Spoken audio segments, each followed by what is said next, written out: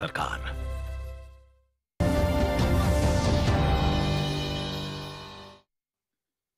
स्वास्थ्य मंत्रालय और दूरदर्शन के इस विशेष कार्यक्रम में आप सभी का स्वागत है। मैं हूं संजीव उपाध्याय। एक शब्द है दरमियां, यानी बीच में। इस समय देखा जाए तो हम लोग दूसरी लहर के बाद तीसरी लहर उसके बिल्कुल दरमियां हैं, उसके बीच में हैं।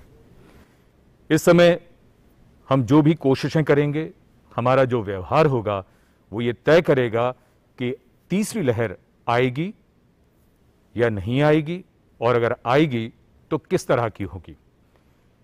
अगर हम बात करें कि दूसरी लहर से हमने क्या सीखा है, तो दूसरी तरफ वो लोग भी हैं जो कोरोना का जिनको संक्रमण हुआ, और उस संक्रमण के बाद अगर उनसे पूछा जाए कि आप कैसे हैं, तो कहते हैं कि भाई इन्फेक्शन तो चला गया, अब हम कोविड नेगेटिव भी हो गए, लेकिन फिर भी तबीयत ज़रा पूरी तरह से ठीक नहीं लगती, या संक्रमण से पहले वाली हालत अभी भी हमें लगता है कि नहीं है।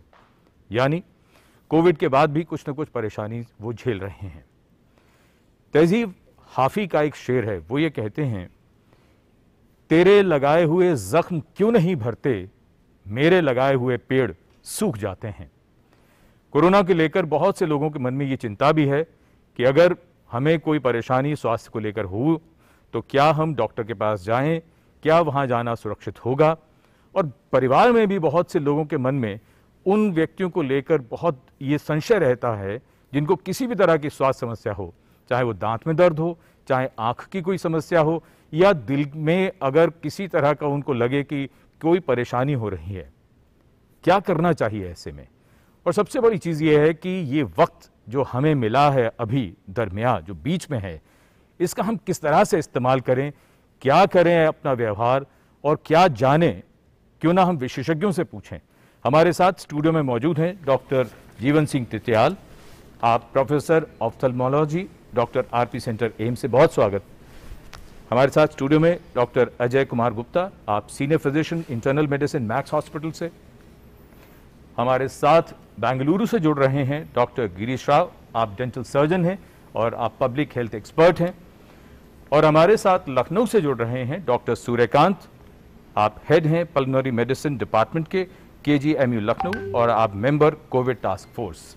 बहुत स्वागत डॉक्टर सूर्यकांत आपका भी।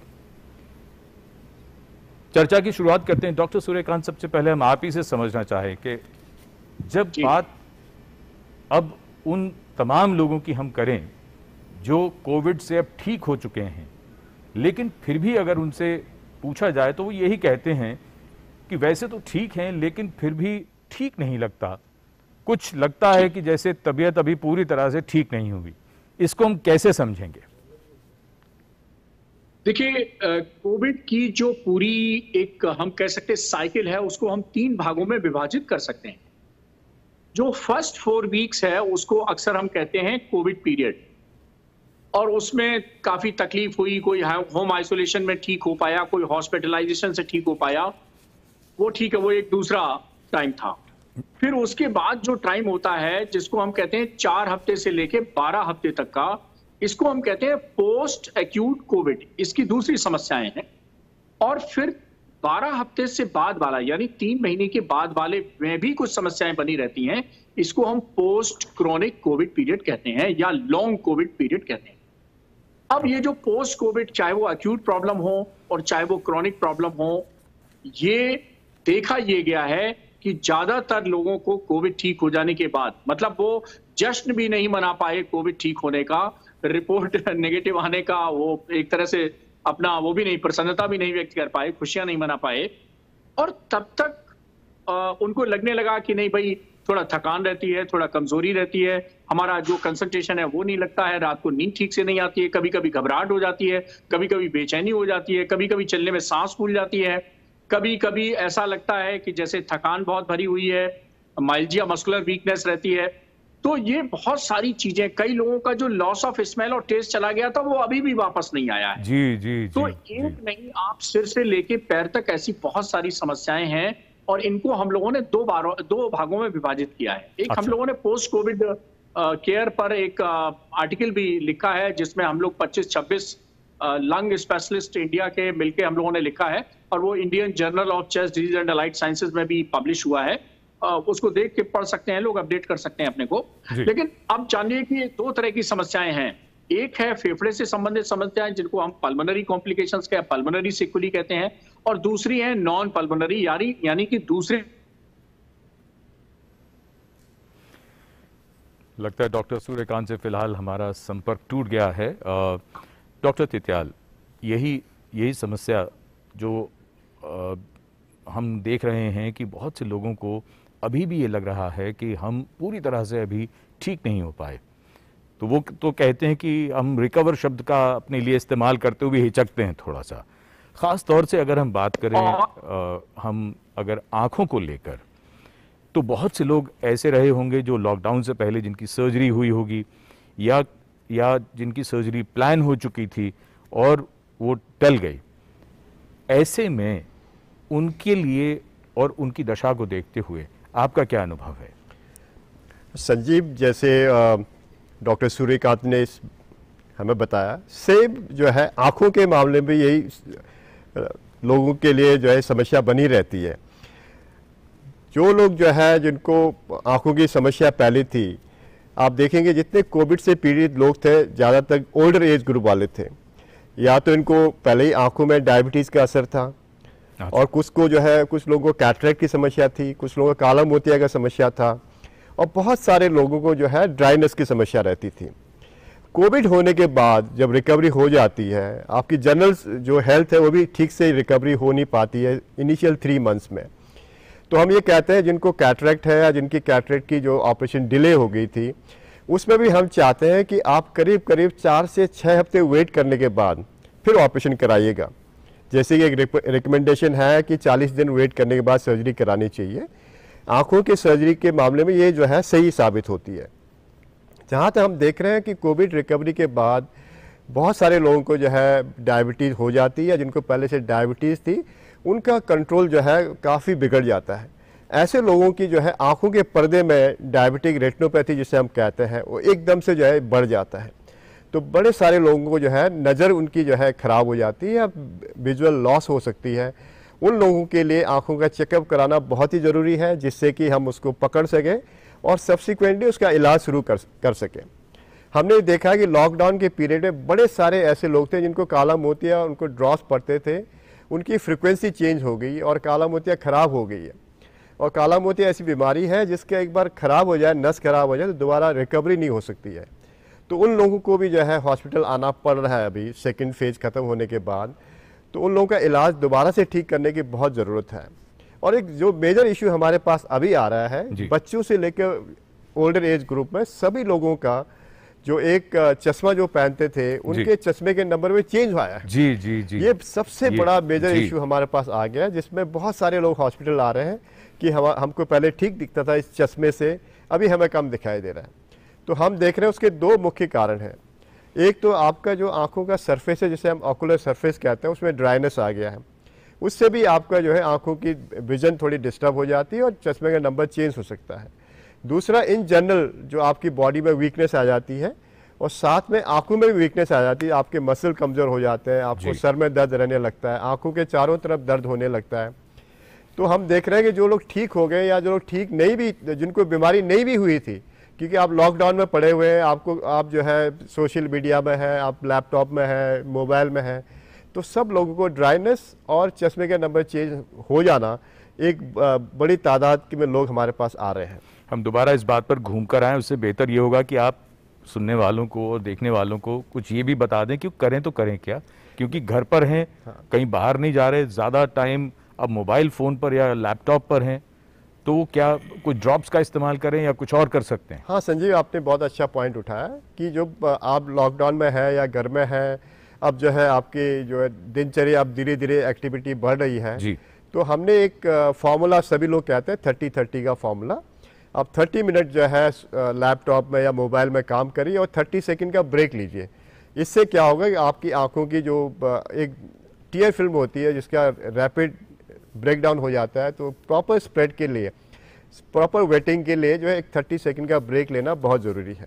बच्चे हैं तो उनको भी हम कहते हैं कि हर 30 मिनट्स के आपके आजकल सारी पढ़ाई जो है ऑनलाइन हो रही है, बीच में थोड़ा सा ब्रेक लेना हो सकता है मुनासिब न हो, लेकिन आप जो है जानबूझ करके पलकों को आप जो है घुमाए, जो हम कहते हैं पलक झपकिए, ये भी आप 10 बार पलक झपकेंगे तो आपकी टीआई फिल्म सही हो जाएगी।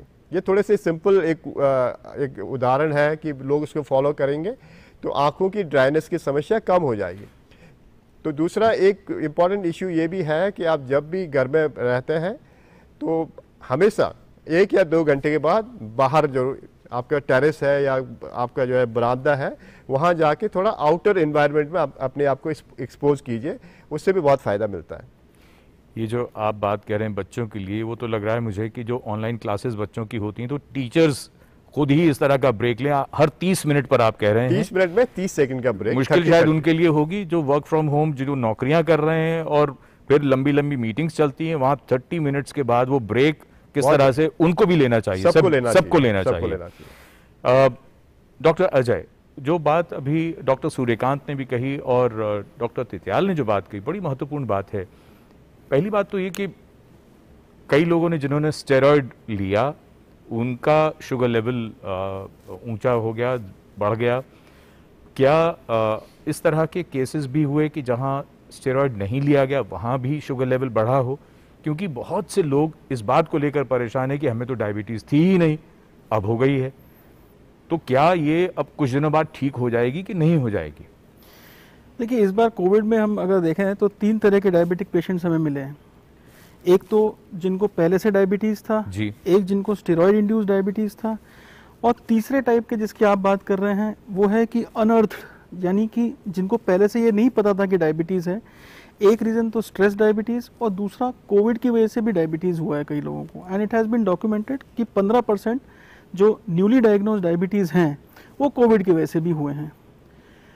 अब स्टेरॉयड इंड्यूस डायबिटीज़ जो जैसे हम लोग जो ट्रीटमेंट में देते हैं, वो जैसे जैसे हम स्टेरॉयड कम करते हैं वो धीरे धीरे आपके नॉर्मल होती जाती है। और इसी तरह से जो कोविड इंड्यूस डायबिटीज़ है वो भी स्ट्रेस इंड्यूस डायबिटीज़ की तरह होती है। जब तक आपको जैसे डॉक्टर सूर्यकांत ने भी बताया कि जो एक्यूट पोस्ट कोविड है उस पीरियड में रहती है, फिर धीरे धीरे करके वो भी कम हो जाती है।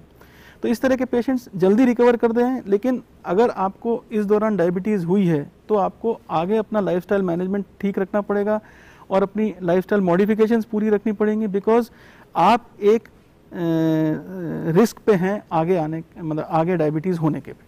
तो इसका आपको खास ध्यान रखना है, चाहे उसमें फिर एक्सरसाइज रेगुलर मॉनिटरिंग करनी है। जी ओके, ये बहुत इंपॉर्टेंट बात है। डॉक्टर राव, हम आपके पास आना चाहेंगे और समझना ये चाहेंगे कि इस बार जब ये लॉकडाउन चल रहा था और सेकंड वेव का पीक था, बहुत से लोगों की ये शिकायत रही कि उनको दांत में तकलीफ है और उसके बाद भी तो वो डरने लगे सब लोग। सबको ये लगा कि हम डेंटल प्रोसीजर के लिए जाएंगे, डॉक्टर के बहुत नज़दीक होते हैं, मास्क भी उतारना पड़ता है डेंटल प्रोसीजर के लिए, and there are multiple sittings normally किसी भी डेंटल प्रोसीजर के लिए देयर आर मल्टीपल सिटिंग्स। तो किस तरीके से आप बताना चाहेंगे कि किसी को भी अगर कोई डेंटल प्रोसीजर कराना हो तो उसको कैसे आगे बढ़ना चाहिए, क्या करना चाहिए? You have raised a very, very important thing. There is such a fear in the whole public because everybody is scared to take out their mask also, and that is something which we have all been advised, always have the mask on. Now you're going into a dental practice where you have to open your mouth and you're concerned whether I will be able to get COVID, the very fact that I'm going into dental practices. This is the fear which people have. And I think this is something which is true, because in dental procedures itself can cause a lot of aerosol procedures. Aerosol means because of the pressure of the air which comes in with your cutting tools, there can be a spray of saliva and that can come into the air. That is the fear which people have had. But I think most of the dentists have only been doing only emergency dental practices during this COVID time. See, we have avoided all the elective procedures, and this has made a huge difference in the way in which people have practiced dentistry. Today, every dental practice across the country has upgraded themselves to bring so much of infection control, to reduce the amount of procedures. A lot of practices are putting ultraviolet bulbs into the clinic so that they can supply the air also. And we are taking Dr. Rao, there's some audio issue. We'll try and fix it as soon as possible. Doctor Suryakant, हम आपके पास आना चाहेंगे। जो बात आप बता रहे थे, और ख़ास तौर पर डॉक्टर सूर्यकांत जो बात आपने कही थी, loss of smell and taste, गंध और स्वाद का चला जाना, हमें बताया जा रहा है कि डॉक्टर सूर्यकांत से भी फिलहाल अभी हमारा संपर्क नहीं है, उनके पास भी हम लौटेंगे। डॉक्टर तित्याल, एक बात जो लोगों के जहन में आती है वो ये कि वही बात जो डेंटल प्रोसीजर के लिए कि और इसमें दोनों को ही रिस्क है, मतलब डॉक्टर को भी है और मरीज को भी रिस्क है, तो दोनों को ही एहतियात बरतनी है। इसी तरह जो आपने रिफ्रैक्शन एरर का जैसे बताया, चश्मा अगर किसी को चाहिए या आंखों का कोई प्रोसीजर है, उसमें आपको भी मरीज के काफ़ी नज़दीक जाना पड़ता है, तो क्या सावधानियां बरतनी चाहिए लोगों को, और आप लोग किस तरह से ध्यान रखते हैं? संजीव, जैसे अभी हमने सुना डॉक्टर राव को, डेंटल प्रोसीजर हो या फिर ईएनटी का प्रोसीजर हो या आंखों का प्रोसीजर हो, एग्जामिनेशन हो, उन सब में ऑलमोस्ट सिमिलर रिस्क रहता है। जो फिजिशियंस हैं, जो स्टाफ है और जो मरीज़ हैं उनके साथ वालों को। तो प्रिकॉशन जो एज फार एज फिजिशियन के पॉइंट से भी है, उसमें फिजिशियन को मास्क लगाना बहुत ज़रूरी है, और मास्क ऐसा लगा होना चाहिए कि उससे जो है आपकी जो सांस लेता है वो हवा जो है बाहर नहीं निकलनी चाहिए। तो मास्क जो है प्रॉपरली फिट होनी चाहिए, आपके नोज़ और पूरे मुंह को ढका होना चाहिए। दूसरा जो है, हम जो मरीज़ को देखते हैं तो हम अपना एक शील्ड भी लगाना बहुत ज़रूरी है फिजिशियन को, क्योंकि वो शील्ड जो है एरोसल जो है डायरेक्ट इम्पैक्ट से जो है प्रिवेंट करता है। जहाँ तक मरीज का सवाल है, जहाँ तक आंखों के चेकअप के लिए मरीज को मास्क पहनना बहुत ही ज़रूरी है। हम देखते हैं कि बहुत से मरीज जो है मास्क ऐसे पहनते हैं कि उनके नाक नहीं ढके होते हैं, तो पहला इंस्ट्रक्शन होता है कि प्रॉपर पहनिए, और हम क्या करते हैं कि जब भी वो आते हैं तो नाक के ऊपर हम टेप लगा देते हैं। इससे भी जो है उनकी जो सांस होती है आँख को इम्पैक्ट नहीं करती है। इनफैक्ट जो ड्राइनेस की जो बीमारी हम कह रहे हैं जो इस पीरियड में लोगों को हो रही है, बहुत सारे लोगों को मास्क के कारण भी ड्राइनेस हो रही है, क्योंकि जब मास्क लगाते हैं तो आपकी जो सांसें हैं वो डायरेक्टली आंखों में हिट करती है। अच्छा। उससे भी जो है ड्राइनेस हो जाती है। तो उसके प्रिवेंशन के लिए या तो आपको जो ठीक से मास्क लगाना पड़ेगा, और जो लोग चश्मा लगाते हैं नाक के आसपास इसको बिल्कुल दबा के जो एक जो है आपने देखा एक सिल्वर की पत्ती लगी होती है, उसको दबाएंगे तो नाक में करेक्टली जो है मास्क चिपक जाएगा या करेक्टली प्लेस हो जाएगा। दूसरा, जो लोग जैसे हम लोग चश्मा पहनते हैं, उन लोगों के चश्मे में जो है भाप आ जाता है, उससे भी आपको दिखना कम हो जाता है। उसके लिए भी आपको एक टेप लगाएंगे तो मास्क के ऊपर तो प्रॉपरली चिपक जाती है, तो दुविधा भी कम हो जाएगी। और जो है जैसे टिश्यू भी लगा लेते हैं, टिश्यू लगा लो, लेकिन टिश्यू में उतना इफेक्ट नहीं आता जितने कि आप जो है टेप लगाएं। हाँ, माइक्रोपोर टेप तरह का लें ताकि स्किन उसको हम कहते हैं माइक्रोपोर टेप। उससे क्या होता है कि आपके स्किन में ज़्यादा जो है जोर से नहीं चिपकता है। यदि आप जो है दूसरे टाइप के टेप लगाएंगे तो स्किन में जोर से चिपक जाता है, जब उसको निकालेंगे तो बहुत से लोगों को बहुत परेशानी होती है, इसलिए लोग टेप नहीं लगाना चाहते। तो डॉक्टर की सलाह से ये टेप लें जो आप बता रहे हैं। ये सिर्फ माइक्रोपोर बोलते हैं। माइक्रोपोर, हाँ, 1 इंच का ले लीजिए, जिससे कि जो है आपके मास्क के ऊपर भी और आपके स्किन के ऊपर भी आराम से, स्किन को भी खराब नहीं करेगा, उससे कोई खराबी नहीं होती। अच्छा, फिर जी दूसरा, जो डॉक्टर जब भी एग्जामिन करता है उनको प्रॉपर ग्लव्स पहनने चाहिए, वो भी जरूरी है। और हर मरीज के एग्जामिनेशन के बाद ग्लव डिस्कार्ड कर ले, दूसरा ग्लव पहन लें। यदि आप ग्लव्स को डिस्कार्ड नहीं कर रहे हैं तो आप ग्लव्स को जो है सैनिटाइज भी कर सकते हैं प्रॉपर सैनिटाइजर से। और जो भी जहाँ पर भी मरीज हाथ रखता है या बैठता है, उस एरिया को प्रॉपर्ली सैनिटाइज करना बहुत ज़रूरी है दूसरे मरीज के आने के पहले। और हम जो है करीब करीब जो है 5 या 10 मिनट का गैप भी रख सकते हैं, जिससे कि सैनिटाइजेशन ठीक से हो जाए। ये बहुत ही इम्पॉर्टेंट स्टेप है। और मरीजों का भी जो है एक प्रॉपर सोशल डिस्टेंसिंग होनी बहुत ज़रूरी है, उससे भी जो है बीमारी फैलने में जो है रोकथाम हो सकती है। तो प्रॉपर सोशल डिस्टेंसिंग, उनके जो है प्रॉपर्ली मास्क पहनना मरीजों को, और मरीज यदि फिट है तो अकेले अंदर आए एग्जामिनेशन रूम में। यदि मरीज को दिक्कत है, हम देखते हैं जितने भी आंखों के मरीज हैं उनको चलने फिरने में दिक्कत होती है, तो एक अटेंडेंट को अलाउ करते हैं, जो भी प्रॉपर उनको भी प्रॉपर प्रिकॉशन लेना as per the norms of covid उनको भी जरूरी है जी। तो ये इंपॉर्टेंट पॉइंट्स है जो जिससे कि जो है क्रॉस इन्फेक्शन जो है रोक सकते हैं हम लोग। इसमें कुछ और क्लैरिफिकेशन भी हम चाहेंगे, वो चर्चा में और भी आगे हम बातें करेंगे उन पर। डॉक्टर सूर्यकांत हमारे साथ जुड़ गए हैं। डॉक्टर सूर्यकांत, शायद आप सुन पाए हो, हम लोग जो यहाँ स्टूडियो में बात कर रहे थे, हम आपकी तो आवाज़ नहीं सुन पा रहे थे। बीच में डिस्कनेक्ट हो गया था जी, क्या कह रहे हैं आप जी? इसमें थोड़ा डिस्कनेक्ट हो गया था, मैं सुन नहीं पाया जी। अच्छा, अब चर्चा इस मोड़ पर है। डॉक्टर तित्याल और डॉक्टर राव से हमने ये बात की कि जो लोग डॉक्टर के पास जाना चाहें, ख़ास तौर पर डेंटल प्रोसीजर के लिए या आँखों की किसी तरह की चेकअप और परीक्षण के लिए जाना चाहें, तो उनको क्या एहतियात बरतनी है और डॉक्टर्स को क्या एहतियात बरतनी है। आपसे यहाँ हम ये समझना चाहेंगे डॉक्टर सूर्यकांत, बहुत से लोगों को जब कोविड के बाद जो ये परेशानी हो रही हैं, उसमें एक चीज़ ये है कि कौन सी चीज़ को वो नॉर्मल समझें, कौन सी परेशानी को जो आपने क्लासिफाई की थी, ताकि लोगों के मन से ये भ्रम हट जाएगा और थोड़ा सा उनको ये विश्वास भी आएगा कि ये परेशानी महीने 2 महीने की है, या ये परेशानी ऐसी है जिसके लिए मुझे जरूर किसी एक्सपर्ट के पास जाना चाहिए। बिल्कुल संजीव जी, बहुत अच्छा प्रश्न है, क्योंकि परेशानियां तो ढेर सारी होती हैं। मरीज को ये लगता है कि मुझे तो केवल एक कोरोना की परेशानी थी, अभी सिर से लेके पैर सबकी परेशानी हो गई है। जी जी, कभी कभी सिर दुखता है, कभी बताया loss of concentration, lack of concentration रहता है, रात को नींद नहीं आती है। लेकिन मैं 3-4 चीजें बताता हूं जिसके लिए कंसल्टेशन बहुत जरूरी है डॉक्टर का, स्पेशलिस्ट का जी। एक तो आपका पल्स ऑक्सीमीटर से ऑक्सीजन 94 से नीचे रहता है, तो मैंने कहा कि पूरे कोविड में पिछले 18 महीने से मैं कह रहा हूं, magic number 94, magic number 90, oxygen के 2 कंसंट्रेशन, 2 ऑक्सीजन सैचुरेशन के मार्क्स जो है बहुत इंपॉर्टेंट है। पूरा मैनेजमेंट जो है वो इन्हीं पर निर्भर करता है।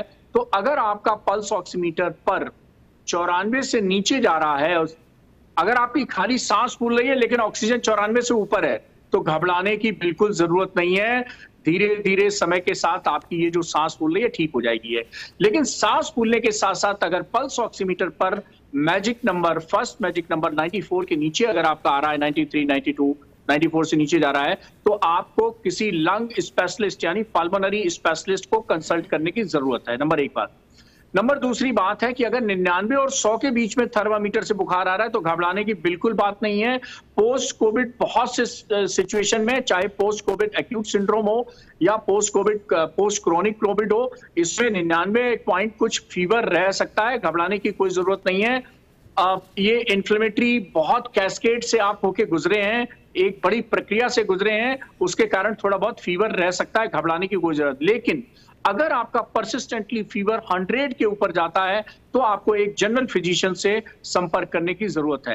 दूसरी चीज। नंबर तीसरी चीज, अगर आपको छोटी मोटी नींद नहीं आ रही है, डिप्रेशन फील हो रहा है या लैक ऑफ कंसंट्रेशन फील हो रहा है, तो कोई बात नहीं है, धीरे धीरे समय के साथ वक्त अच्छी अच्छी चीजें भर देता है। ये तो कोविड से वही थोड़ी परेशानी है जी जी। लेकिन अगर आपको रातों रात भर नींद नहीं आती है, आपको डिप्रेशन हो रहा है, आपको सुसाइडल टेंडेंसी हो रही है, आपको ऐसा लगता है कि अब मतलब जीवन व्यर्थ हो गया, अब तो मर जाना चाहिए, तो सुसाइडल टेंडेंसी आ रही है, डिप्रेसिव मोड में रह रहे हैं आप, रात को बिल्कुल नींद नहीं आती है, और ऐसे समय में आपको जरूर साइकेट्रिस्ट से कंसल्ट करना चाहिए। तो मैंने 3 सिचुएशन ऐसी बताई। एक, सांस फूलने के साथ साथ अगर 94 से नीचे ऑक्सीजन जा रही है, आप लंग स्पेशलिस्ट को कंसल्ट करिए जी। 2, अगर फीवर आपका 100 के ऊपर परसिस्ट कर रहा है तो अपने जनरल फिजिशियन को कंसल्ट करिए। और तीसरी बात, आपको बहुत ज्यादा नींद का डिस्टर्बेंस है और depression, anxiety, frustration, suicidal tendency, इस तरह के विचार आ रहे हैं, तो आप साइकेट्रिस्ट से कंसल्ट करें। इन 3 स्पेशलिस्ट से आप छोड़ के बाकी छोटी मोटी प्रॉब्लम, पीठ में दर्द हो रहा है, काफ मसल्स में दर्द हो रहा है, अब थोड़ी बहुत घबराहट हो रही है, थोड़ी बहुत बेचैनी हो रही है, थोड़ा बहुत सिर दर्द हो रहा है, सो ये बहुत यूजुअल चीजें हैं। आप कुछ करिए, प्राणायाम कर लीजिए, ध्यान कर लीजिए, योग लगा लीजिए, ये छोटी मोटी प्रॉब्लम तो इसी से दूर हो जाएगी। और घर में रहिए, मस्त रहिए, घर वालों से रहिए, मनपसंद म्यूजिक सुनिए, मनपसंद फिल्म देखिए, मनपसंद हीरोइन देखिए, हीरो देखिए, जो चाहे तो करिए, खाइए पीजिए, मस्त रहिए। बिल्कुल डॉक्टर सूर्यकांत, आपकी बातों से बहुत बहुत आश्वस्त हुए होंगे सभी। डॉक्टर राव, हम आपके पास आना चाहेंगे और ये समझना चाहेंगे जो बात डॉक्टर सूर्यकांत कह रहे हैं, इसी तरह से अगर दांतों को लेकर हम बात करें तो वो कौन से रेड फ्लैग साइंस होंगे जिसके बाद हम जरूर डॉक्टर के पास जाएं, और कुछ चीजों में अगर किसी को एक्यूट टूथ पेन हो रहा है तो वो घर पर मैनेज हो सकता है या वो क्या कर सकता है? Correct. Now, during the second wave, one of the biggest problems what we have seen is this black fungus or Yeah. mucormycosis. And one of the earliest signs of this black fungus is basically the gums around the tooth can get infected. You can have small pus kind of thing coming around the tooth, or the tooth suddenly, which was firm, starts shaking. When that happens, this could be actually a fungal infection. The other thing which can happen is you can have running nose. There will be a discharge kind of thing coming from your nose, or you can have some numbness in the cheek area. If that happens, that means that you are having a probable sign of mucormycosis. Now, this is a deadly disease, and this has to be attended very, very early. As early as possible, the patient should go to the dentist or to a doctor who can diagnose it very early. An ENT surgeon, a maxillofacial surgeon can see what is the problem, and then immediately they can address. Otherwise, if this is not treated, it can spread into the eye, or it can even go into the brain, and then life itself can be a major risk factor. So any simple dental problems, if there is an exaggerated kind of scenario, please see a dentist as early as possible, or see a physician or an ENT surgeon or a maxillofacial surgeon. They can help you, and we are all here to help you. We can diagnose early, treat early, so that the disease can be completely cured. So please don't worry about that. तो आपने जो 3 लक्षण बताए वो सबको याद रहेंगे कि अगर दांत से किसी तरह का पस या खून निकल रहा है मुसगुड़ों से, और अगर यहाँ नाक के पास और गाल के ऊपर अगर सुन्न हो रहा है वो हिस्सा, तो और उसके साथ साथ अगर नाक से पानी बहने लगे तो फिर ज़रूर किसी विशेषज्ञ को दिखाना है। और इस समय हम अपने दर्शकों को वो टेलीफोन नंबर बताना चाहेंगे जिस पर फ़ोन करके वो प्रश्न पूछ सकते हैं हमारे इन विशेषज्ञों से। टेलीफोन नंबर नोट करिए, स्क्रीन पर वो नंबर 011 दिल्ली का STD कोड और स्टूडियो का नंबर 23097532 23097532। डॉक्टर तित्याल, आपके पास आना चाहेंगे हम। म्यूकोरमाइकोसिस का जो जिक्र किया अभी डॉक्टर गिरीश राव ने, ये एक बड़ी महत्वपूर्ण बात हो जाती है क्योंकि म्यूकोरमाइकोसिस के बारे में जो जानकारी आई और जितनी चर्चा हुई उसमें ये रहा कि शुरू में जो लक्षण हैं वो तो इस तरह के जो अभी डॉक्टर राव ने बताया, उसके बाद ये आगे बढ़ता हुआ बहुत तेज़ी से फिर आँखों तक और मस्तिष्क तक जाता है।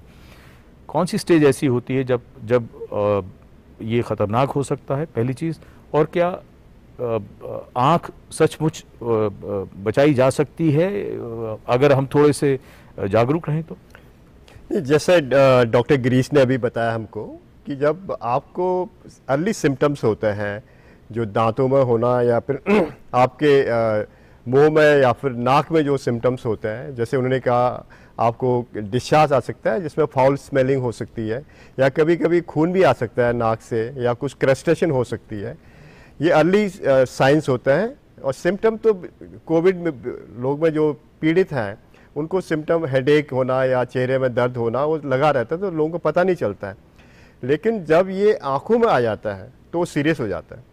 कि हमने देखा है जब भी बीमारी आँखों में फैल जाती है तो इसका मतलब कि आपको म्यूकोरमाइकोसिस काफ़ी फैल चुका है। आपको जब नाक में या मुंह में तकलीफ हो रही है उसी में पकड़ में आ जाए और सही समय में इसका इलाज हो जाए तो आपकी जान बचाई जा सकती है। यदि बीमारी फैल जाए तो करीब 50% चांस होते हैं कि जो है ये जानलेवा बीमारी हो सकती है। आँखों में ये ध्यान देना जरूरी है। आँखों के चारों तरफ दर्द होना, या जैसे हमने कहा सुन्न पड़ जाना माथे के ऊपर या आँखों के चारों तरफ, या फिर आँखों में लाली आ जाना, आँखों के चारों तरफ जो स्किन है उसमें काले काले धब्बे आ जाना, आँखों के घुमाने में आँखों में दर्द होना, ये अर्ली सिम्टम्स हैं आँखों में इन्फेक्शन फैलने के। जो लेट सिम्टम्स है आपको डबल दिख जाना, या आँख हिलाने में आपको जो है मुसीबत आ जाना, या आँखों को बाहर की तरफ आ जाना, वो जो है लेट हो जाता है। इसमें क्या होता है कि जो इन्फेक्शन नाक से आँख की तरफ फैलती है, आँखों के पीछे भी स्पेस होता है जिसे हम ऑर्बिटल स्पेस कहते हैं। जब उसमें इन्फेक्शन फैल जाता है तो आँखों में जो है दबाव पड़ जाता है, तो उससे आपकी नज़र जा सकती है या इससे बीमारी दिमाग में फैल सकती है। यदि कोई मरीज कोविड से पीड़ित है या कोविड से ठीक होकर बाहर निकला है और सडन अचानक उसकी नज़र चली जाए, तो सबसे पहला जो सस्पिशन हमें जो है म्यूकोरमाइकोसिस का होता है, क्योंकि डायरेक्टली जो है ऑप्टिक नर्व जो नस जो है आँख की रोशनी दिमाग को ले जाती है, उसकी जो है एकदम से ब्लड सप्लाई बंद हो सकती है। तो पहला सस्पिशन जो है म्यूकोरमाइकोसिस को जाता है। ऐसे सिचुएशन में दोबारा जो है विजन की रिकवरी होना बहुत मुश्किल हो जाता है। जैसे संजीव जी ने पूछा था कि आंख बचा सकते हैं या नहीं बचा सकते हैं, डेफिनेटली आंख बचा सकते हैं, लेकिन रोशनी बचाना और नहीं बचाना डिपेंड करता है कि किस स्टेज में हमने म्यूकोरमाइकोसिस या ब्लैक फंगस की बीमारी को पकड़ा है। यदि अर्ली स्टेज में पकड़ में आ जाए तो रोशनी बच सकती है और आंख भी बच सकती है। यदि लेट हो जाता है तो आंख तो हो सकता है बच जाए, लेकिन हमने देखा है यदि पीछे बीमारी फैल जाती है तो हमें पूरी आंख को निकालना पड़ सकता है, जिसे हम एक्सेंट्रेशन कहते हैं, आदमी की ज़िंदगी बचाने के लिए। साथ में ईएनटी सर्जन की ज़रूरत पड़ती है, कभी कभी न्यूरो सर्जन की ज़रूरत पड़ जाती है, क्योंकि जहाँ जहाँ ब्लैक फंगस का इन्फेक्शन हो जाता है उस एरिया को साफ़ करना बहुत ही ज़रूरी है। पूरा एरिया जो है एक्सटोराइज करके उसको निकालना ज़रूरी होता है, तब जाके आदमी की जान बच सकती है।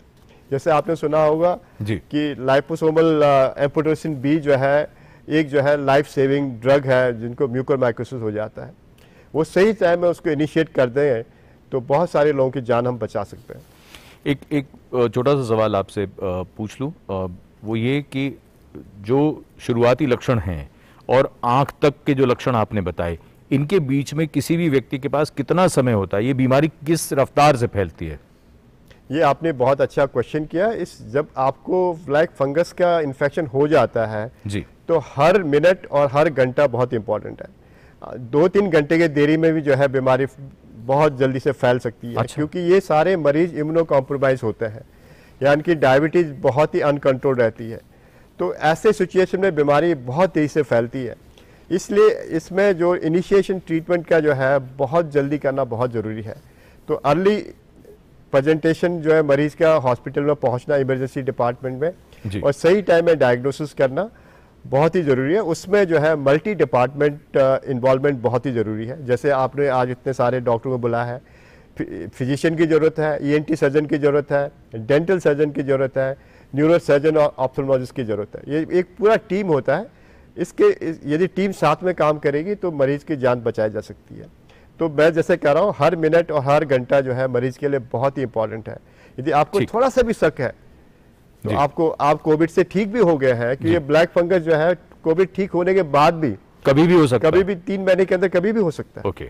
ऐसे नहीं कि आप कोविड में बीमार है तभी हो सकता है, बाद में भी हो सकता है, क्योंकि डायबिटीज जो है इन मरीजों का अनकंट्रोल रहता है। जी जी। तो जो है थोड़े से सिम्टम में भी आपको इमीडिएटली शक है तो तुरंत जो है हॉस्पिटल आना चाहिए जी। और इस समय हमारे एक दर्शक हैं मध्य प्रदेश से, अमर सिंह जी टेलीफोन लाइन पर। अमर सिंह जी, बहुत स्वागत आपका, क्या जानना चाहते हैं बताइए। Hello sir. जी अमर सिंह जी बताइए, क्या पूछना चाहते हैं आप?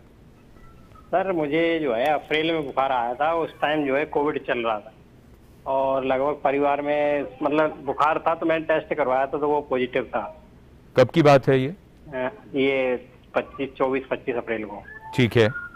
फिर जो है मतलब 15 दिन में लगभग मैं ठीक हो गया था, कोई दिक्कत नहीं थी। एंटीबायोटिक वगैरह यहीं लिया था और जो किट आती है ना वो भी ली थी जी, आइवरमेक्टिन और वो डॉक्सीसाइक्लिन वगैरह। जी जी। लेकिन तब के बाद में मैं लगातार गर्म पानी पीता रहा हूँ, गर्म का पानी पिए वो ठंडा करके उसको जी, और गर्म पानी के गरारे भी कर रहा हूँ। अभी भी कर रहे हैं आप? हाँ अभी भी करता हूँ। कभी खांसी उठ उठती है, लेकिन वो खांसी तब उठ रही है सर जैसे कहीं में गया और जैसे मैंने बाहर दूसरे घर का पानी पी लिया, यानी ठंडा। हाँ। गर्म करके ठंडा पीता, घर का पीता हूँ तो कोई दिक्कत नहीं जी। और यदि अपन गलती से बोतल लेके जाना भूल गए या फिर गर्म पानी साथ में नहीं ले गए, ठीक है, तो ठंडा पानी पी लिया यानी मटके का पी लिया, फ्रिज तो का आपको तो पीते नहीं कभी, तो आपको खांसी हो जाती है? खांसी उठने लगती है और वो नाइट में उठेगी, मतलब ये पक्का है। पानी आपने दिन में पिया लेकिन खांसी रात को ही आएगी? पानी रात में। ठीक है। हाँ, और इसके अलावा कोई समस्या, खांसी की समस्या? हल्का सा ऐसा तो होता है कि जैसे कहीं मेरी सांस कहीं फूलती है क्या, लेकिन वो जैसे ऑक्सीमीटर से अपन पल्स वो देखते हैं ना, तो ऑक्सीजन तो 95-6 से ऊपर रहता है। 95 से ऊपर है? हाँ जी। डॉक्टर सूर्यकांत, आप सुन रहे हैं इनका प्रश्न? बिल्कुल मैं सुन रहा हूं और ये मैं कोरिलेट कर रहा था कि जो इसके पहले मैंने बताया बिल्कुल ठीक बताया है। मुझे अच्छा लग रहा है कि मैं बिल्कुल सही ट्रैक पे हूं ये मुझे फीडबैक जी। मिलता रहता है ऐसे पेशेंट की प्रॉब्लम से, और उसी हिसाब से हम डॉक्टर भी, देखिए ऐसा ना 18 महीने पहले कोरोना के बारे में हम उतना ही जानते थे जितना आप जानते थे या ये पेशेंट बता रहे ये जानते थे, कोई कुछ नहीं जानता था, जी। जीरो। तो we are also learning by the feedback of the patients. मैं इनको आश्वस्त कर दूं, घबराने की बिल्कुल बात नहीं है। आपने बहुत अच्छी चीज बता दी, इतनी अच्छी हिस्ट्री दी है इन्होंने कि साहब थोड़ी सांस तो फूलती है, खांसी तो आती है, लेकिन पल्स ऑक्सीमीटर में रीडिंग हमारी 95 आती है, तो घबराने की कोई बात नहीं है। थोड़े दिनों के बाद ये खांसी चले जाएगी। बस एक काम करिए, आप चाहे गर्म पानी पीजिए न पीजिए, गुनगुना, ठंडा और क्या क्या मटका और सब बताया इन्होंने, वो सब कुछ ना करिए। आप सुबह शाम 5 मिनट पानी उबाल के स्टीम ले लीजिए। देखिए, जो आप पानी पीते हैं या गरारा करते हैं उसका असर सिर्फ गले तक रहता है, और जो आप भाप लेते हैं उसका असर फेफड़े तक जाता है। तो अगर आप पूरा का पूरा ट्रैक अपना एक बार में जो है वो स्टीम इनहेलेशन कर लेंगे, तो पूरा थोड़ा बहुत कंजेशन जहां भी होगा वो बिल्कुल डीकंजेस्ट हो जाएगा। तो आप स्टीम लीजिए, 2-4 दिन ही लीजिए, उसी में ठीक हो जाएंगे। घबराने की बिल्कुल बात नहीं है, आपको कोई सीरियस प्रॉब्लम नहीं है। ये नॉर्मल पोस्ट कोविड सिम्टम है जो अपने आप चला जाएगा। और जल्दी ले जाना चाहते हैं तो थोड़े दिन, हफ्ता 10 दिन या 5 दिन स्टीम इनहेलेशन सुबह शाम ले लें। जी। डॉक्टर अजय, आपसे हम यहाँ ये समझना चाहेंगे कि जब दूसरी लहर आई, उस दौरान बहुत से लोग जिनको रेगुलर फॉलोअप्स की ज़रूरत थी, अचानक वो सब बंद हुआ, और उसके बाद अभी भी बहुत से लोगों के मन में ये रहता है कि जहाँ तक हो न जाएं डॉक्टर के पास, और कई तरह की बीमारियां हैं उनको। इस तरह के पेशेंट्स को आप क्या बताना चाहेंगे, और ख़ास तौर से उनके परिवार के लोगों को भी, क्योंकि कई बुजुर्ग हैं जो खुद थोड़े से डरे हुए हैं और वो किसी के साथ ही जाएंगे, उनको कोई लेकर जाएगा। तो ऐसे में क्या करना चाहिए सबको, क्या प्रोटोकॉल फॉलो करना चाहिए, किस तरह से अपॉइंटमेंट, क्योंकि सब जगह टेलीमेडिसिन या टेलीकंसल्टेशन भी नहीं हो सकता, और कुछ जगह तो मरीज का जाना बेहद ज़रूरी भी है। देखिए, इसको है ना, हम लोग इसको ऐसे बात करें कि जैसे कुछ पेशेंट्स हैं जो किडनी डिजीज़ के हैं, लिवर डिजीज़ के हैं, हार्ट पेशेंट्स हैं, डायबिटीज़ के हैं, यानी कि क्रॉनिक प्रॉब्लम्स के हैं। जी। अब किडनी डिजीज़ के पेशेंट्स हैं जिनको डायलिसिस की ज़रूरत है, या हार्ट पेशेंट्स हैं जिनको कोई इंटरवेंशन की ज़रूरत है, उनको तो अस्पताल जाना ही पड़ेगा।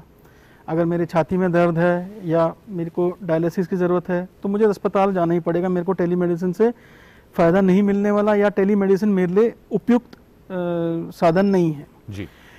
आप खाली डायबिटीज़ हैं, आपकी अदरवाइज कंट्रोल्ड है, आपको सिर्फ अपनी शुगर स्टेटस अपने डॉक्टर से डिस्कस करनी है, या आपकी दवाई की थोड़ी सी ऑल्ट्रेशन करनी है, वो टेलीमेडिसिन से पॉसिबल है। तो जो टेलीमेडिसिन के दायरा है उसके अंदर जो पेशेंट आते हैं उनको तो यूजुअली टेलीमेडिसिन को ही फर्स्ट प्रेफरेंस देना चाहिए। ये यूजुअली हम लोग अपने पेशेंट्स को बोलते हैं।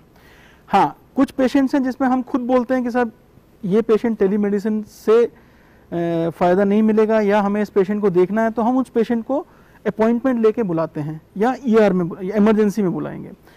अपॉइंटमेंट के हर हॉस्पिटल में कुछ ना कुछ प्रावधान है। एक तो आप जब जाएं हॉस्पिटल तो आपको ये पता होना चाहिए कि भाई हॉस्पिटल सैनिटाइज्ड है, आपने प्रॉपर अपॉइंटमेंट ली है, आपका वेटिंग शेड्यूल क्या है, आपको कितनी देर वेट करनी है, आपके डॉक्टर कहाँ मिलेंगे, और आपके डॉक्टर जो हैं वो आपको प्रॉपर टाइम बताएंगे, और उससे जस्ट 5-7 मिनट या 10 मिनट पहले आप जाएं हॉस्पिटल, ताकि आपका जो वेटिंग टाइम है वो कम से कम रहे। जो आपकी बात है बिल्कुल सही है, लोग भी डरे हुए हैं, उनके साथ वाले भी डरे हुए हैं। सेकेंड लेयर में हमने ये देखा कि जितने भी बड़े लोग थे यार 60 साल से ऊपर या 45 साल से ऊपर जिनको कोमॉर्बिड कंडीशंस थी, वो वैक्सीनेट हो गए हैं, लेकिन उनके साथ वाले या उनके बच्चे या उनके साथ जाने वाले लोग वो वैक्सीनेटेड नहीं थे। तो उनका डर भी बिल्कुल वाजिब है, भाई वो जाएंगे अस्पताल तो ऐसा नहीं हो कि इन्फेक्ट हो जाएं। अगर जाना ज़रूरी है तो ही अस्पताल जाएं। अगर टेलीमेडिसिन से काम चल सकता हो तो टेलीमेडिसिन को ही फर्स्ट प्रेफरेंस माने।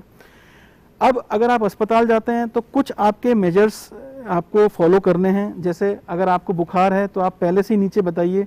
हर हॉस्पिटल में नीचे चेक होता है, टेम्परेचर भी चेक होता है, आपसे पूछा भी जाता है कि आपको बुखार, सर्दी, खांसी जैसी कोई सिम्टम तो नहीं है। अगर है तो आप बिल्कुल बताएं वहाँ पे, क्योंकि अगर आपको है तो आप अपने मरीज को वहाँ के हॉस्पिटल के अटेंडेंट के साथ ऊपर भेज सकते हैं या डॉक्टर के कमरे तक भेज सकते हैं। अब आपको अगर बुखार नहीं है, आपको कोई खांसी के सिम्टम नहीं है तो ही आप हॉस्पिटल में एंटर करें। ये हम लोग अपने सारे पेशेंट्स को बिफोर अपॉइंटमेंट गाइडलाइंस देते हैं। एंड ये भी बोलते हैं कि भाई आप अगर जैसे सपोज डायलिसिस है, जैसे अभी थोड़ी देर पहले डॉक्टर तितियाल ने भी बताया, अगर पेशेंट चल सकता है, खुद जा सकता है, तो मिनिमाइज करना है अपने अटेंडेंट्स को। आप कम से कम लोगों के साथ अस्पताल जाएं ताकि भीड़ बाहर पार्किंग में रह जाए तो ज्यादा बेहतर है। बिल्कुल और जिसको डॉक्टर को दिखाना है सिर्फ वही अकेला जाए। जैसे आप कीमो भीड़ ना लगाएं। बिल्कुल सर, आपको कीमो करानी है, जरूरी है कि आपको अस्पताल ही जाना है। आपको डायलिसिस करानी है तो जरूरी है कि आपको अस्पताल ही जाना है। तो उसमें आप अपने साथ कम से कम अटेंडेंट्स लेके जाएं, या अगर आपको जरूरत नहीं है और हॉस्पिटल का ही कोई अटेंडेंट ऊपर चला जाए तो वो सबसे ज्यादा बेहतर है। ओके, ये बड़ी महत्वपूर्ण बात है। और चूंकि वक्त बदला है, हालात बदले हैं, तो हमको भी बदलना पड़ेगा, ये व्यवहार भी बदलना पड़ेगा। फिलहाल हमारे एक दर्शक हैं बेंगलुरु से, आरबी राय। तो आरबी राय साहब, बहुत स्वागत आपका। क्या जानना चाहते हैं, बताइए, पूछिए। सर ऐसा, मैं नमस्कार। मेरी एज 72 ईयर्स है। और मेरे को 2 साल पहले पेस मेकर लगा था। अभी कुछ दिनों से लॉकडाउन वगैरह नाते थोड़ा मैं थोड़ा बाहर निकलना कम हो गया। अभी जैसे ही थोड़ा सा क्लाइम सीढ़ी उड़ी चढ़ता हूँ, 2nd फ्लोर पर मेरा घर है, तो मेरी सांस फूलने लगती है ज्यादा। ओके ओके, अच्छा। तो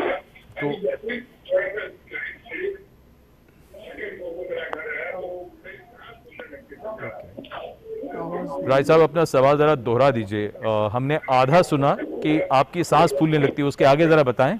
हाँ, मेरी सांस फूलने लगती है थोड़ा, मतलब ये बात पहले नहीं थी। अभी मेरे को पेस मेकर भी लगा हुआ है। हाँ। जैसे ही चढ़ के मतलब आता हूँ तो मेरी सांस थोड़ी फूलने लगती है थोड़ी देर के लिए, उसके बाद 2-4 मिनट के बाद स्टेबलाइज हो जाती है। डॉक्टर सूर्यकांत आपके प्रश्न का उत्तर देंगे और आप लाइन पर रहिएगा, अगर कुछ पूछना होगा तो पूछेंगे। डॉक्टर सूर्यकांत, आप इनको क्या कहना चाहेंगे? देखिए, इन्होंने बताया इनको पेस मेकर लगा हुआ है और ठीक चल रहे थे, लेकिन कुछ दिनों से इनकी सांस फूलने लगी है जी। तो इनको जहां पेस लगा था पेस मेकर, जहां जिस डॉक्टर या जिस अस्पताल में, प्रेफरेबली उसी अस्पताल में जाना चाहिए। और नहीं तो कोई भी जो कार्डियोलॉजिस्ट है, हृदय रोग विशेषज्ञ है, उससे संपर्क करना पड़ेगा। एक बार इनको चेक कराना पड़ेगा कि क्या वो पेसमेकर सही प्लेस पे है, सही फंक्शन कर रहा है, या जो है वो उसको रिप्लेसमेंट की जरूरत है, या उसमें कोई और ट्रीटमेंट जो है वो ऑगमेंट करने की जरूरत है हार्ट की। तो इन्हें बेसिकली कार्डियोलॉजिस्ट की ओपिनियन की जरूरत है। प्रेफरेबली जहां पे इनका इंटरवेंशन हुआ था, जहां पे पेसमेकर लगा था, अगर वहां कंसल्टेशन मिल जाए तो बहुत अच्छा है, क्योंकि इनका रिकॉर्ड वहां पे सब मौजूद होगा। और नहीं तो किसी भी हृदय रोग विशेषज्ञ के इनको दिखाना पड़ेगा। जी।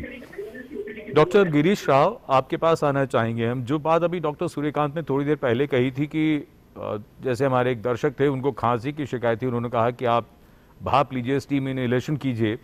आप इसी तरह से जिन दर्शकों को या किसी भी व्यक्ति को जिसको दांत की कोई हल्की फुल्की समस्या है, आप कुछ उन्हें बताना चाहेंगे, कोई टिप्स देना चाहेंगे, वो किस तरह का खाना खाएं, 2 बार ब्रशिंग या फ्लॉसिंग, या क्या करना चाहिए उनको, ताकि डॉक्टर्स के पास, माफ कीजिए मैं कह रहा हूं, लेकिन हाँ, डॉक्टर्स के पास जरा कम जाना पड़े? True. The most important advice I would like to give is, if somebody has got corona in the family, you know, in our bathrooms we keep all our brushes next to each other. I think that needs to be first of all separated, so that we don't have any spread of infection from toiletries, like, you know, soaps, toothbrushes, paste, everything. That is number one. And after you recover from corona, very, very important, you throw that brush away, get a new brush.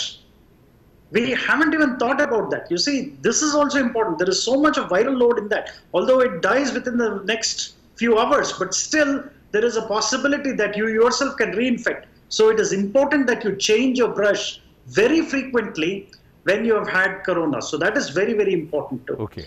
Other thing is, you need to have a good healthy lifestyle. This is very, very important. Exercise properly, do some pranayama, do some yoga, walking. You know, even if you are isolated at home, you can do physical exercises at home. Take some deep breathing exercises. All these things can make a good difference. And the fourth advice I would like to give is, you need to be happy. You need to be stress-free. A lot of people become very much stressed because of the fact that, you know, not only you have got corona or I might get corona. That fear factor itself is a very, very negative kind of thing. You need to boost your immunity. And that is the most important. Healthy lifestyle, good food, good exercises, and have a nice attitude to life that itself can prevent corona. And even if you get corona, today we are geared up in such a nice way. Our entire medical setup, be it the government setup or whether it's a private setup, we are all there to help each other. And that is how we have been very, very successful in controlling this disease in a very, very nice way compared to a lot of other countries. So it's important that you seek help, whether you go to your doctor or you ask consultation through telemedicine. This is something which is very, very important. Absolutely, doctor Girish Rao, आपने बिल्कुल सही कहा। तनाव से भी immunity यानी रोग प्रतिरोधक क्षमता कम होती है, तो अपने तनाव पर नियंत्रण करने के लिए जो आपने बताया, योग करें, प्राणायाम करें और ये समझें कि इससे नुकसान ही होगा और अपनी इम्यूनिटी बनाए रखें और उसे बढ़ाए रखें। उस पर भी हम आप सबसे कुछ ना कुछ ज़रूर समझना चाहेंगे, नुस्खे लेंगे। लेकिन उससे पहले श्रीनगर से हमारे एक दर्शक हैं पीके सिंह। तो पीके सिंह साहब, बहुत स्वागत। क्या जानना चाहते हैं, बताइए। डॉक्टर साहब, ये हमारे बेटे को कोविड-19 हुआ था, अभी जो है अभी डिस्चार्ज हुआ है हॉस्पिटल से जो है। ओके। तो उसको एंटी फाइब्रोटिक ड्रग्स कितने दिन चलेगी? Number 1 sir. नंबर 2, वो जरा सा भी सीढ़ी वगैरह चलता है तो सर ऑक्सीजन सेचुरेशन लेवल 85 से भी बिलो आ जाता है जो है। तो क्या मतलब, अब जबकि डिस्चार्ज हुए उसको करीब 1 मंथ से ज्यादा हो रहे हैं। डॉक्टर सूर्यकांत, आप प्लीज इनको बताइए। जी देखिए, इनकी बातों से लग गया कि इनको जो है वो पोस्ट कोविड पल्मोनरी फाइब्रोसिस, यानी पोस्ट कोविड जो कॉम्प्लिकेशन है उसमें लंग में फाइब्रोसिस हो गई है, और जो फाइब्रोसिस का जो अमाउंट है यानी जो सिवियरिटी है वो ज्यादा है, और इसीलिए इनका जो पल्स ऑक्सीमीटर का सैचुरेशन है वो थोड़ा चलने पे 85 तक पहुंच जाता है। देखिए, इनको आपके जो डॉक्टर हैं, जो भी डॉक्टर हैं, मुझे पता नहीं आपका पेशेंट शेर कश्मीर में एडमिट हुआ या दूसरे मेडिकल कॉलेज में हुआ या किसी और दूसरे कोविड हॉस्पिटल में था, लेकिन आप चाहें तो वहाँ शेर कश्मीर में मेडिकल कॉलेज में एक बार दिखवा सकते हैं। वहाँ पे बहुत अच्छे हमारे दोस्त हैं, आप मेरा किसी भी से भी नाम ले देंगे वहाँ पर, तो मेरे बहुत अच्छे मित्र हैं, वो आपको सलाह दे देंगे कि अच्छा जो एंटी फाइब्रोटिक शुरू किया गया है, मुझे मालूम नहीं कि परफेनाडोन या निंटेडेनब 2 एंटी फाइब्रोटिक होते हैं, उसमें से कौन सा आपको दिया गया है, लेकिन जो भी दिया गया है वो डॉक्टर की सलाह से ही कम या बंद करिएगा।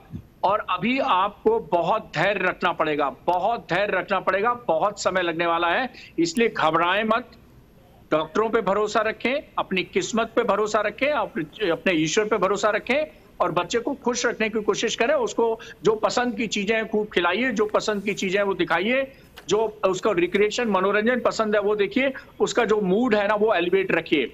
उसके सामने बार बार ये मत करिए कि अगर भाई अब तो 2 महीने हो गए, अभी भी इसका ऑक्सीजन नीचे गिर जाता है, अब पता नहीं कब ठीक होगा, मेरी किस्मत खराब थी जो मेरा बच्चा बीमार है, सब ठीक हो गए पोस्ट कोविड के बाद। ऐसी बातें घर परिवार में बिल्कुल डिप्रेशन वाली मत करिएगा, मूड एलिवेटेड बात करिए, और जो उसको पसंद है वो दीजिए खाने को, और वो उसको देखने को, सुनने को, जो भी पसंद है वो सब करिए। अपने डॉक्टर से संपर्क बनाए रखिए, और अगर आप शेर कश्मीर मेडिकल कॉलेज, जो वहाँ कश्मीर का सबसे बड़ा मेडिकल कॉलेज है, उसमें चले जाएंगे तो किसी भी डॉक्टर को अगर आप बता दीजिएगा डॉक्टर सूर्यकांत से दूरदर्शन पे बात हुई थी, तो वो सब मेरे मित्र हैं, आपको पूरा सहयोग करेंगे।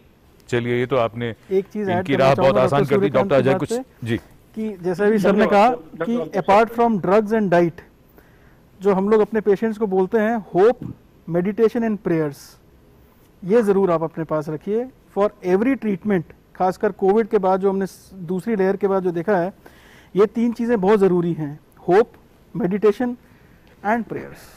ये चीज़ भी आप अपने उसमें मतलब हम अपने पेशेंट्स को डिस्चार्ज के टाइम पे बोलते हैं, जैसे अभी डॉक्टर सूर्यकांत ने भी कहा, हैव होप, आपको टाइम लगेगा बट हैव होप, आप ठीक हो जाएंगे, उम्मीद ना छोड़ें, उम्मीद ना छोड़ें।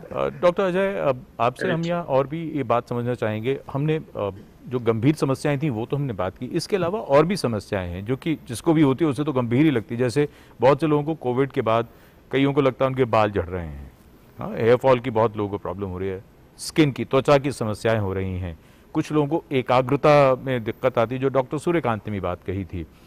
कुछ लोगों को लगता है कि वो पहले किसी का नाम, चेहरा बड़े आसानी से याद आ जाता था, कुछ भी पूछ लीजिए तो क्या ब्रेन फॉग शायद कहते हैं उसको। तो ये इस तरह की चीजें बहुत कुछ हो रही हैं, आप जरा बताएंगे और क्या करें लोग?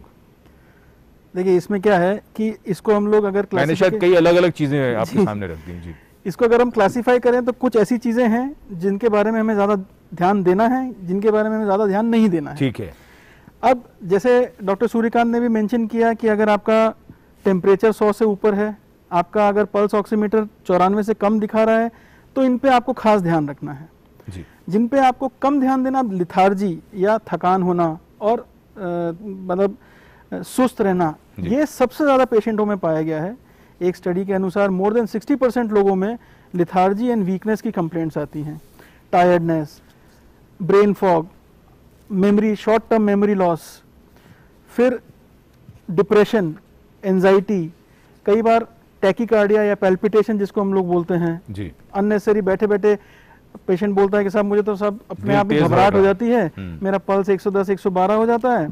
ये चीजें हैं जो कि यूजुअल पेशेंट्स की कंप्लेंट रहती है। अब आप जो बात कह रहे हैं बिल्कुल सही कह रहे हैं, पेशेंट को तो लगता है मैं बहुत सीरियस हूँ, लेकिन हम ऐसे पेशेंट्स को सलाह देते हैं रीएश्योरेंस की जी, क्योंकि ये सब टाइम के साथ ठीक हो जाएगा। किसी को महीना भर लगेगा, किसी को 1.5 महीना लगेगा, यूजुअली 2 से 3 महीना लगता ही लगेगा। 2 से 3 महीने मतलब 4 से 12 हफ्ते का टाइम हम लोग इसमें बोलते हैं कि चीज़ें ठीक हो जाएंगी। आपको बस दवाइयों के अलावा जैसे मैंने आपको बताया, मेडिटेशन, ब्रीदिंग एक्सरसाइजेज, आप अपना मन खुश रखिए। जैसे डॉक्टर सूर्यकांत ने ये बताया था ना अभी थोड़ी देर पहले कि भाई आप अपना मनपसंद म्यूजिक सुनिए, मनपसंद मूवी देखिए, आप अपना मूड फ्रेश रखिए। Stress, post traumatic stress disorder, depression या साइकेट्रिक जितने भी प्रॉब्लम्स जो पोस्ट कोविड पाई गई हैं, उसका एकमात्र इलाज है कि आप खुश रहें, होप रखें और प्राणायाम करें, मेडिटेशन करें। जी डॉक्टर राव, ये जो अब बात है इस मोड़ पर आ गई है कि हमें एक तो उम्मीद रखनी है इस बात की कि हम पूरी तरह स्वस्थ हो जाएंगे। ये समस्याएं आज हैं, कल खत्म हो जाएंगी। अगर हम दांतों की बात करें तो दांतों को लेकर, और ख़ास तौर से अगर कोविड के बाद से बहुत से लोगों ने, जिसे कहते हैं कि मतलब उनको दिलचस्पी या रुचि, जैसे इंटरेस्ट कम हो जाना चीज़ों में, तो उनको लगता है दांत भी मैं क्यों साफ करूंगा, मैं तो बाहर भी नहीं जाता। आपने बड़े लोगों को देखा होगा, दाढ़ी नहीं रखते थे लेकिन उन्होंने शेव करना बंद कर दिया, और इस तरह की चीज़ें। स्नान करने में भी लोग परहेज करते हैं, कहीं जाना ही नहीं है तो ये सब क्या करें। तो ओरल हाइजीन को लेकर हमको क्यों ज्यादा ध्यान देना है? See, mouth is the mirror for your health. This is what we say. And it is very, very important that you keep your mouth clean. Now, although we think that the mouth is very clean, there is billions and billions of bacteria. In fact, the flora, that is the microorganisms which are there in the mouth, you have both the good bacteria and you have the bad bacteria. And that's the reason why we have to brush twice a day, not once. We always recommend please brush twice a day, once in the morning as soon as you get up and once before going to bed. Because if you have less amount of bacteria or the virus, then you have less chances of infection. From the mouth you can get infection into your heart. You can get premature deliveries. This is a possibility. Absolutely.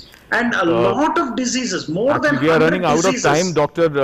Girish Rao, और sure. Thank you so much. ये जो बहुत बड़ी बड़ी बातों के साथ, ये बड़ी महत्वपूर्ण बातें, ये बहुत ज़रूरी है कि दिन में 2 बार ब्रश सबको करना है, दांतों को साफ रखना है, ओरल हाइजीन बहुत ज़रूरी है।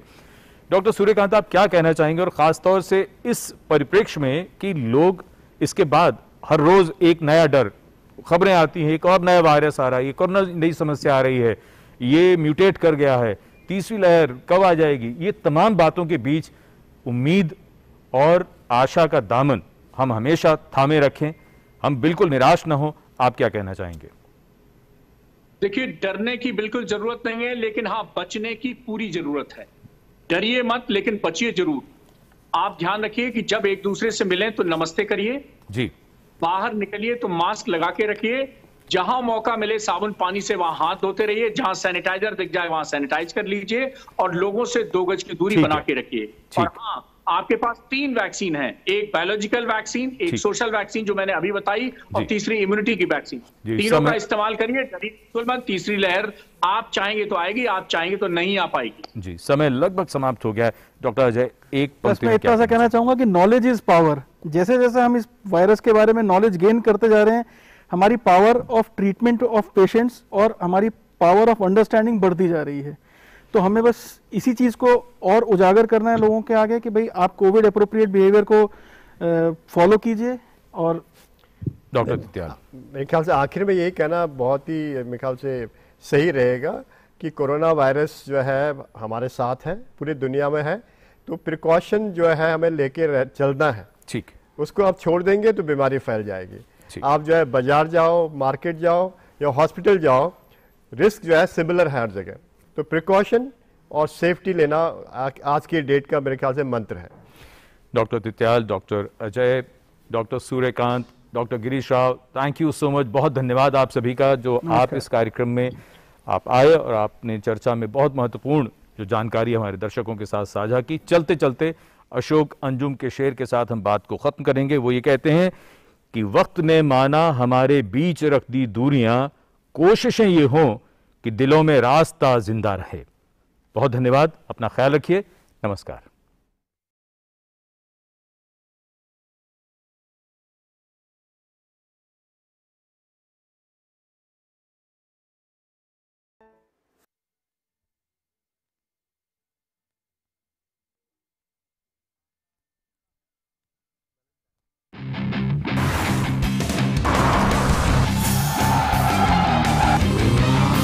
हम दिखाएंगे तेज गति से आत्मनिर्भर होते भारत की नई तस्वीर।